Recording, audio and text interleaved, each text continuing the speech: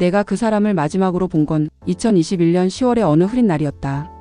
은행 앞이었고 우산을 쓰지 않은 그의 어깨는 가을비에 절반쯤 젖어 있었다. 나는 그날 울지 말았어야 했다. 마지막이라는 걸 몰랐고 다시 마주칠 수 있으리라는 근거 없는 기대를 아무렇지 않게 품고 있었다.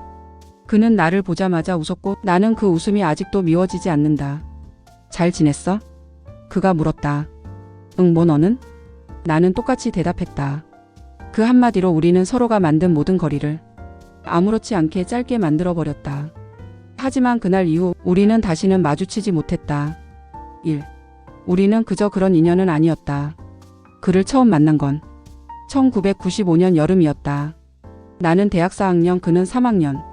같은 신문사 인턴 기자였고 뭔가를 글로 쓴다는 일이 마냥 멋있게만 보이던 시절이었다. 그는 수줍은 미소와 다소 투박한 말투를 가졌지만 생각보다 훨씬 깊은 감성을 가진 사람이었다. 그리고 그건 그를 읽어보면 금세 알 수 있었다. 너 글 잘 쓰더라.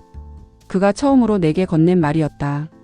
그 한마디는 내 안에 잠들어 있던 자신감을 어렴풋이 일깨웠고 그 뒤로 우리는 조금씩 가까워졌다. 어느 날은 새벽까지 기사 아이템을 두고 이야기했고 또 어떤 날은 같이 자판기 커피를 마시며 한강변을 걸었다. 그렇게 우리는 조금씩 서로의 하루에 스며들었다. 함께 꿈꾸었던 시간들. 졸업 후 나는 지방신문사에 취직했고 그는 출판사 편집자로 갔다. 우리는 서로 다른 도시에서 전화와 편지로 마음을 이어갔다. 그 시절 편지를 기다리는 일이 하루의 가장 큰 사건이었다. 오늘은 비가 왔어. 내 생각이 더 많이 났어. 그는 그렇게 썼고 나는 답했다. 여긴 눈이 왔어.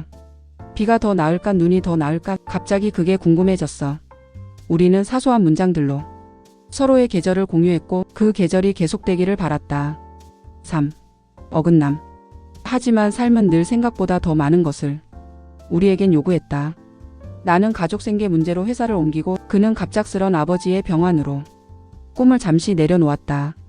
연락이 줄어들고 서로의 소식을 다른 사람을 통해 들을 무렵 나는 누군가와 짧은 연애를 했고 그는 갑자기 결혼 소식을 전해왔다. 미안해, 너한테 먼저 말하지 못해서. 그의 목소리는 작았고 나는 그 말에 아무 대답도 하지 못했다. 그날 밤 나는 엉엉 울었다. 하지만 누구에게도 그 이유를 말하지 않았다. 4. 다시 마주치다. 20년이 흐른 뒤 우리는 다시 마주쳤다. 은행 앞 가을빛. 그는 여전히 따뜻한 사람이었고 나는 아직도 그를 잊지 못했음을 깨달았다. 이제 어때? 행복해? 그가 물었다. 나는 그 질문이 나를 가장 아프게 할 거란 걸 알았다. 그래서 웃으며 대답했다. 응. 그냥 잘 살아. 그날 그는 내게 말했다. 사실 나도 너 생각 많이 했어. 자꾸만 그때 그 여름이 떠올랐거든. 나는 그 말을 듣고 겨우 참았던 눈물을 흘렸고 그는 아무 말 없이 내 옆에 서 있었다. 나도 모르게 기다리고 있었다. 그날 이후 나는 그가 다시 나타날 것 같다는 근거 없는 예감의 하루를 보냈다. 은행 근처를 괜히 서성였고 그가 말했던 단어 하나하나를 자꾸만 되뇌었다. 내가 생각날 때면 나는 꼭 오래된 기차역을 떠올려. 그가 했던 말이다. 오래된 기차역. 이제는 열차가 다니지 않는 작은 간이역 같은 내 마음 한구석에서 나는 여전히 그를 기다리고 있었다. 6. 다시는 마주치지 못했다. 몇 달이 지나도록 그는 나타나지 않았다. 혹시 그때가 작별을 위한 마지막 인사였을까? 그 생각이 자꾸만 머릿속을 맴돌았다. 나는 그의 이름을 인터넷에서 검색해보았고 출판사에서 일했던 기록 이후 어디에도 흔적이 없었다. 그렇게 사람 하나가 세상에서 천천히 사라지는 걸 지켜보는 일은 생각보다 더 아프고 더 외로웠다. 나는 어느 날 그에게 편지를 썼다.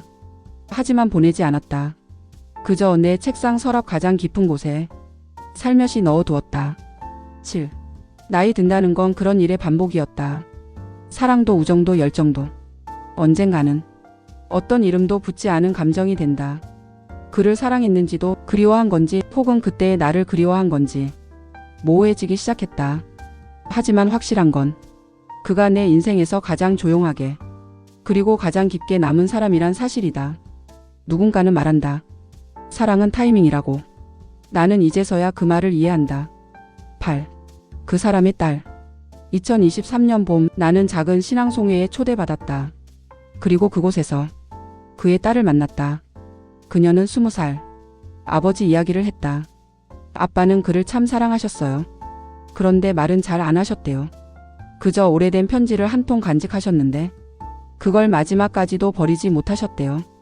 그녀가 내게 보여준 건 내가 쓰고 보내지 않았던 그 편지였다. 나는 놀라 손을 떨었고 그녀는 조용히 말했다. 혹시 이 글 선생님이 쓰신 건가요? 나는 고개를 끄덕였고 그녀는 웃었다. 아빠는 늘 말씀하셨어요. 내가 가장 소중했던 시절 그 사람 덕분에 빛났어. 라고요. 그 말에 나는 아무 말도 할 수 없었다. 이제 나는 안다. 우리가 겪은 사랑은 시작과 끝이 명확하지 않았다. 누구는 그걸 미완성이라 부를 수도 있고 누구는 그저 인연이었다고 할 수도 있다. 하지만 나는 안다.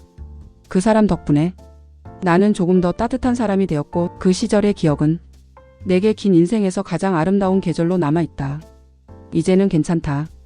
그가 없다고 생각하던 순간에도 그는 내 안 어딘가에서 조용히 머물고 있었다는 걸 알게 되었으니까. 그 길 끝에서 그가 웃었다. 나는 이제 종종 그가 서 있던 그 은행 앞을 지나간다. 그 자리에 그 사람은 없지만 나는 그때 내가 거기 서 있는 걸 느낀다. 우산도 없이 젖은 어깨로 조용히 웃고 있던 그 사람. 이제는 나도 웃는다. 조금 늦게라도 그를 이해하고 그를 떠나보낼 수 있게 되었으니까. 그리고 그 길 끝에서 그가 나를 바라보며 웃고 있는 상상을 해본다. 그건 참 따뜻한 장면이다. 너무 따뜻해서 이제는 울지도 않게 된다. 10일. 이제야 알게 된 것들. 사람은 자기가 지나온 계절을 다시 돌아보지 않으면 정말로 그 시간이 자신에게 어떤 의미였는지 절대 알지 못한다. 나는 그와 함께했던 여름을 오래도록 그리워했고 그를 잊은 후에도 나는 매번 같은 계절을 기다렸다. 하지만 기다림은 반드시 다시 오는 것을 의미하지 않는다. 기다림은 마음속 어딘가에 남은 문 하나를 열지 않은 채 그저 바라보는 일이다. 나는 그 문을 이제야 열 수 있게 됐다. 이젠 두렵지 않다. 그 문 뒤에 있는 건 이별이 아니라 그 사람과 함께했던 가장 반짝이는 나의 한 시절이니까. 12. 다시 나를 살아간다는 것. 그가 떠난 뒤 나는 오래도록 혼자였다. 의도한 건 아니었지만 누군가와의 관계를 다시 시작하는 것이 자꾸만 두려웠다. 젊은 시절에는 사랑이 쉽게 다가오지만 나이 들수록 사랑은 자꾸만 우리를 돌아서게 만든다. 마음이 작아진 게 아니라 아픈 경험들이 우리의 용기를 줄여놓은 것이다. 하지만 나는 이제서야 알았다. 사랑을 다시 시작하는 것이 반드시 누군가를 새로 만나야 한다는 뜻은 아니란 걸. 나는 내 자신을 다시 사랑하게 되었고 내가 지난 시간 속에서 얼마나 용감하게 버텨왔는지를 비로소 인정하게 되었다. 그는 내 인생에서 한 사람이었지만 그와의 기억은 내가 나를 다시 이해하게 만든 하나의 거울이었다. 13. 인생의 겨울 끝에서 봄을 기다리며. 인생은 계절처럼 봄, 여름, 가을, 겨울이 순서대로 오는 것이 아니다. 때로는 한여름에도 눈이 내리고 겨울의 끝에서 꽃이 피기도 한다. 나는 그 사실을 너무 늦게 알았다. 하지만 늦게라도 알았다는 것이 참 다행이다. 우리는 모두 자기만의 속도로 살아간다. 누군가는 빨리 피고 누군가는 오래 기다리다가 마침내 한 송이 꽃을 피운다. 그리고 나는 이제야 그 한 송이로 피어나는 중이다. 나는 그를 놓았지만 그가 내 안에 남긴 온기를 하나도 잃지 않았다. 14. 마지막 장면. 그의 딸이 보낸 마지막 메시지가 있다. 그녀는 내게 짧은 음성을 보냈다. 그의 유품 정리를 마친 날이었다. 아버지가 그러셨어요. 그 사람은 나를 이해해준 세상에서 유일한 사람이었어. 내가 아무 말도 하지 않아도 무엇을 쓰려 했는지 알아주던 사람. 그 말 꼭 전해드리고 싶었어요. 나는 그 음성을 듣고 한참 동안 아무 말도 할 수 없었다. 눈물이 흘렀지만 그 눈물은 예전처럼 아프지 않았다. 그건 고맙고 따뜻한 눈물이었다. 나는 거실 창밖을 보며 그 사람을 생각했다. 그리고 마음속으로 말했다. 그 길 끝에서 내가 웃어주기를 바랐는데 이제야 알겠어. 사실은 내가 너를 웃게 한 기억이 되고 싶었던 거였어.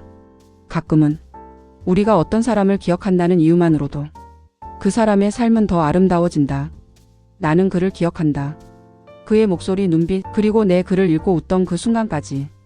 그 기억만으로도 내 삶은 한결 따뜻해졌다. 사랑은 끝이 나더라도 결코 사라지지 않는다. 그저 다른 형태로 우리 안에 남아 있을 뿐이다. 그 길 끝에서 그가 웃고 있다면 나는 그걸로 충분하다.